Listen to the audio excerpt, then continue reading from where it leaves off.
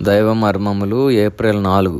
పరిశుద్ధులు సంపూర్ణులగునట్లు కొందరిని అపోస్తలులు గాను, కొందరి ప్రవక్తలను గాను, కొందరు సువార్తికులు గాను, కొందరిని కాపురులను గాను, కొందరు ఉపదేశకులను గాను నియమించెను. ఎఫెసీలకు రాసిన పత్రిక 4:13. ఎఫెసీ 4:8-12 చూడము. దీనిలో పరిపూర్ణమైన సంఘం ఏర్పడుట దేవుని భారమని తెలియచున్నది. 5 విధములైన వరములను సంఘమునకే మన ప్రభువు అనుగ్రహించినాడు, కానీ ఒక గుంపుకు కాదు. ఈ వరములను అడుగుట మన హక్కు.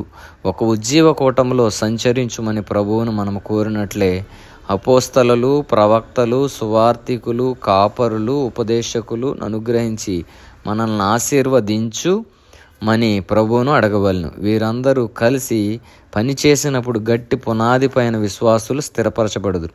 తిరిగి జన్మించిన వారి మధ్య వరములు కనబడుచుండుట చూచి ఇది మా తప్పే అని నేను గ్రహించగలిగితిని. సంఘములు స్థాపించు అధికారము అపోస్తలులకు ఇవ్వబడినది. దేవునిచే పిలువబడిన వారిని పరిచర్య చేయుటకు వారిని నియమింతురు. దేవుని మనసును కనుగొని దానిని సంఘమునకు తెలుపు వారే ప్రవక్తలు. అవిశ్వాసులకు వాక్యం బోధించి వారిని మారు మనసుకును రక్షణకును నడిపించేవారు సువార్తికులు.